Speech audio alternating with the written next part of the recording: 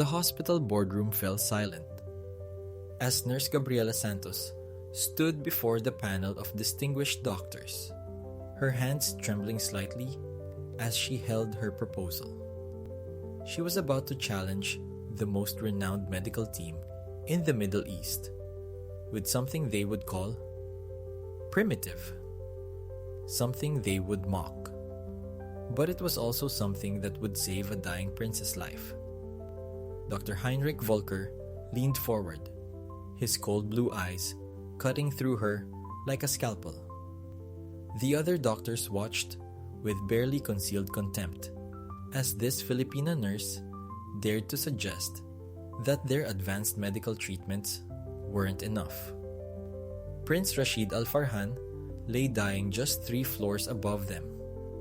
6 months after surviving an assassination attempt, his body was giving up. Not from his wounds, but from something deeper. Something broken inside his spirit that no surgery could reach. Gabriela knew what the prince needed. Her grandmother's wisdom about healing the heart to heal the body. Music, stories, compassion, and human connection. But to these doctors, it was nothing more than folklore. They would humiliate her, reassign her, try to silence her completely. What they didn't know was that a desperate princess was watching, listening, and when the doctors gave up hope, she would give Gabriela one secret chance to prove that sometimes the most powerful medicine doesn't come from a laboratory. It comes from the heart of someone who truly cares. This is the story of how a simple Filipina nurse did what the world's best doctors could not. But let me take you back to where this impossible story really began. 3 weeks before that boardroom confrontation, to the moment when the kingdom's hope started to fade. The Royal Medical Center gleamed like a palace of glass and steel. Inside its walls, the best doctors money could buy worked day and night. But Prince Rashid Al Farhan was slipping away despite everything they tried. Dr. Heinrich Volker stood at the prince's bedside, reviewing charts with frustration carved into his distinguished face. Behind him, a team of specialists from Germany, Switzerland, and America shifted uncomfortably. The surgical wounds have healed perfectly. Blood work is normal. There is no medical reason for this continued decline. But the prince lay motionless, staring at nothing. His eyes were hollow, empty, like someone who had stopped wanting to live. 6 months earlier, assassins had attacked his motorcade. The prince survived, but 3 of his bodyguards died protecting him. Men who were like brothers. Men whose faces he saw every time he closed his eyes. Princess Leila sat in the corner of the hospital room, watching her brother waste away. She had barely left his side in weeks. Dark circles shadowed her eyes. Your Highness, we have tried every treatment protocol. Nutritional support, medication adjustments, psychiatric consultation. He refuses to engage. The prince hadn't spoken more than a handful of words in 2 months. He wouldn't eat unless forced. His body was shutting down not from injury, but from surrender. That's when Gabriela Santos first noticed something the doctors had missed. She was assigned to the prince's care team, one of dozens of nurses who rotated through. Most hurried in and out, intimidated by the royal patient and the famous doctors. But Gabriela watched. She listened. She saw beyond the medical charts. During her night shifts, she noticed how the prince's breathing changed when certain sounds filtered through the window, how his fingers twitched when distant music played, how his eyes followed movements that reminded him of life outside these sterile walls.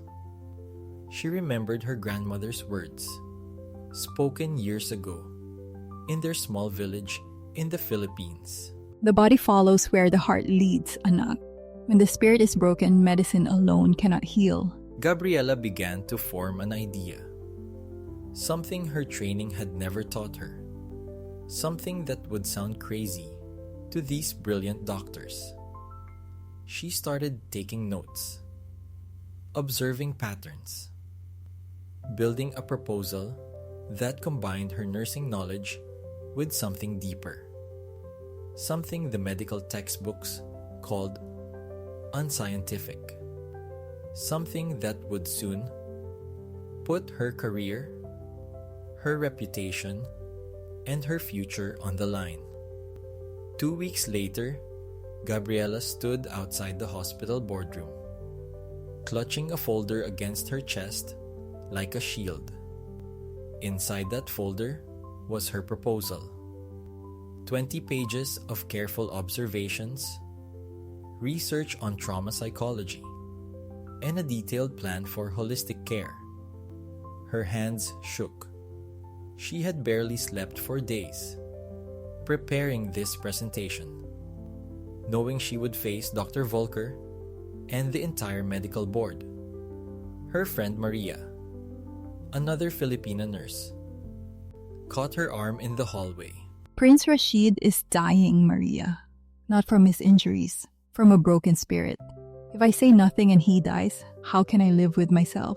Maria's eyes filled with tears, but she nodded.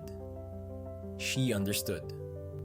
In the Philippines, they called it malasakit, that deep compassion that wouldn't let you walk away when someone needed help. Inside the boardroom, 12 doctors sat around a massive table. Dr. Volker presided at the head, his expression already dismissive. Princess Leila sat silently in the corner, exhausted from weeks of watching her brother fade. Gabriela was given exactly 10 minutes to present. She spoke about trauma, about how the prince's body had healed, but his heart remained shattered by survivor's guilt, how he needed more than medication.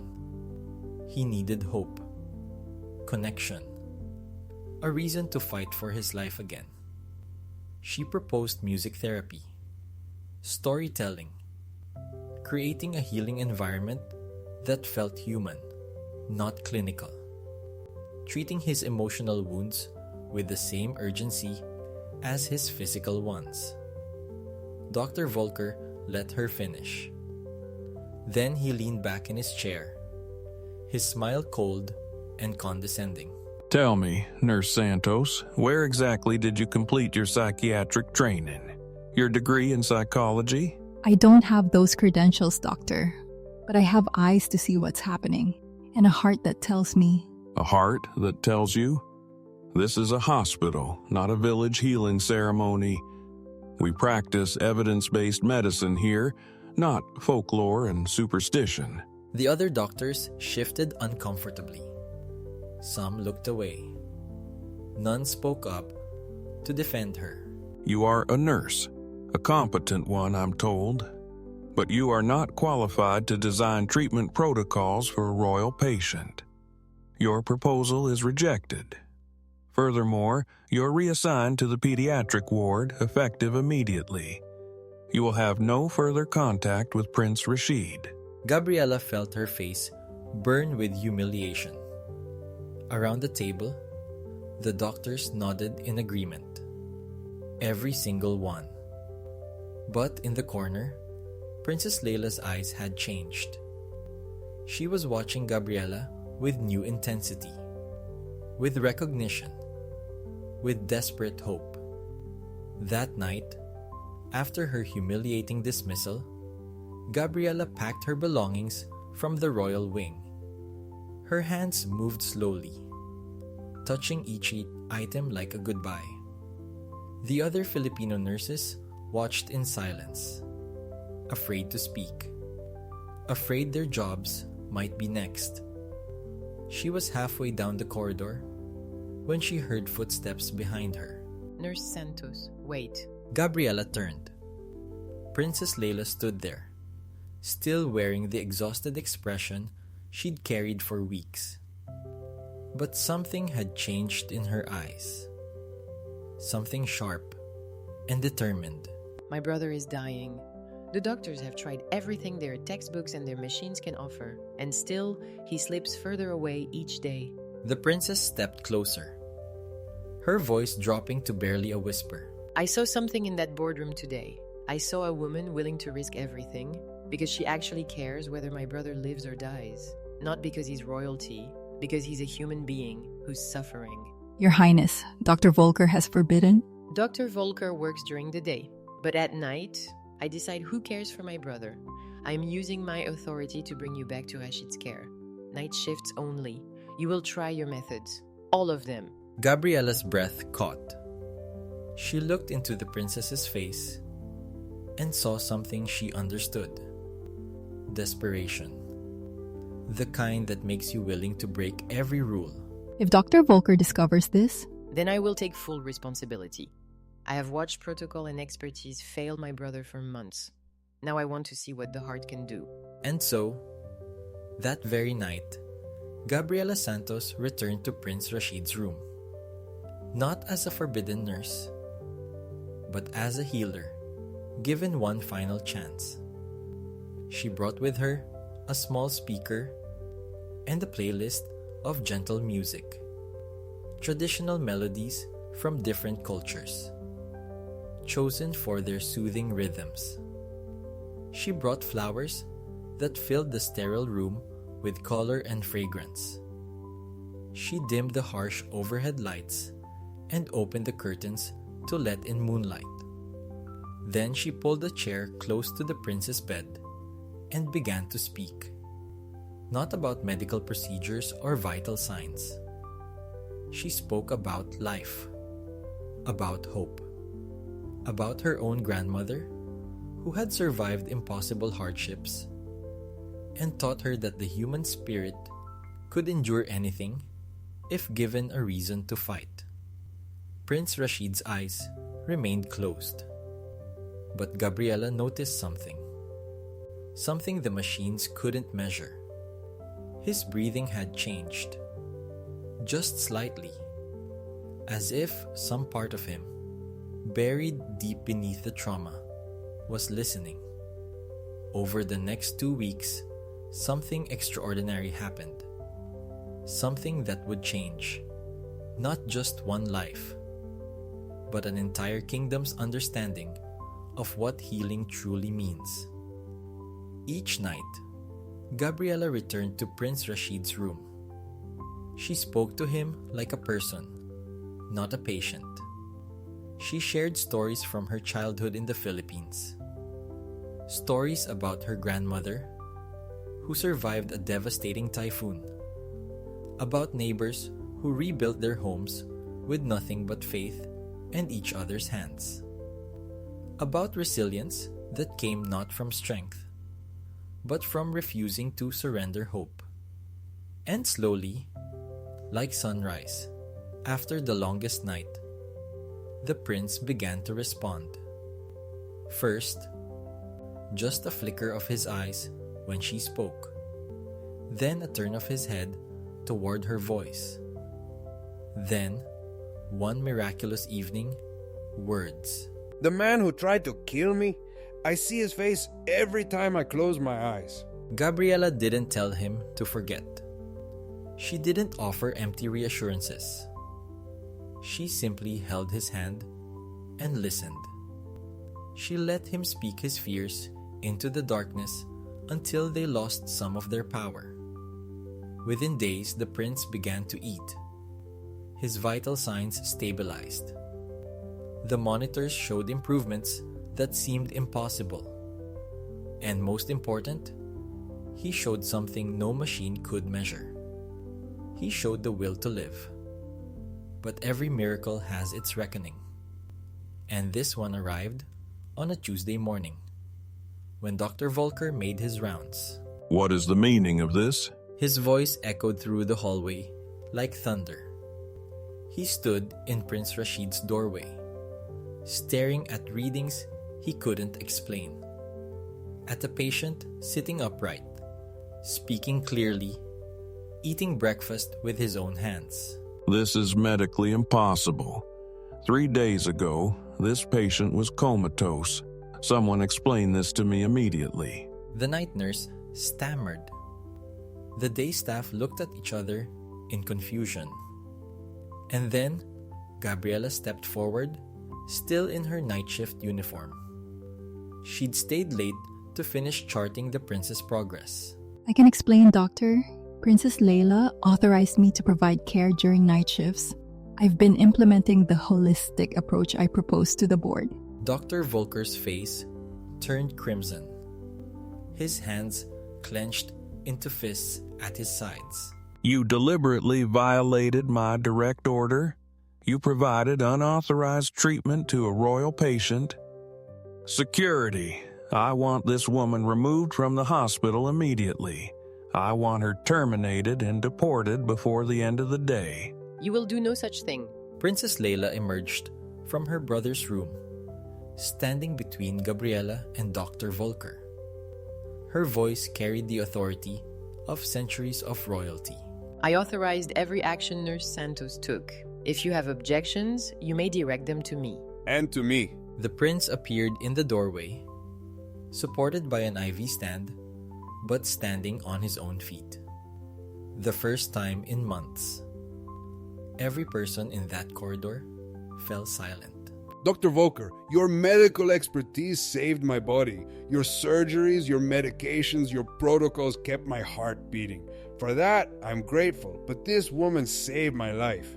She gave me a reason to want that heart to keep beating. She treated me like a human being instead of a collection of symptoms. Your Highness, with all respect, correlation is not causation.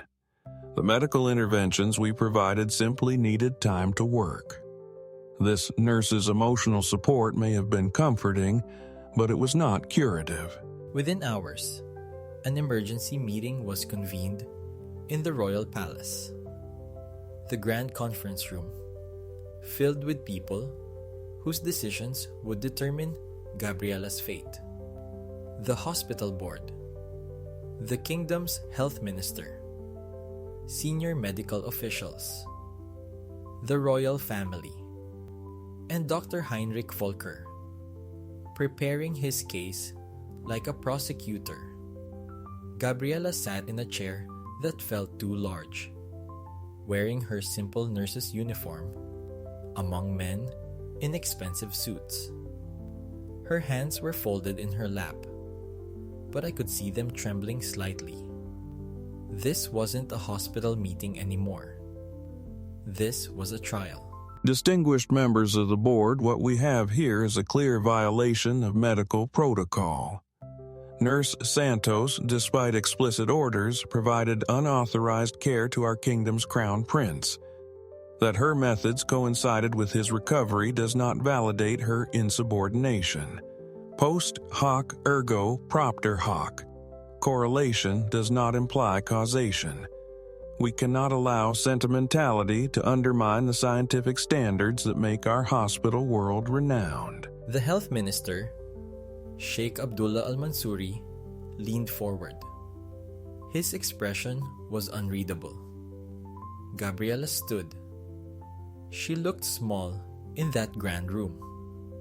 But when she spoke, her voice was steady.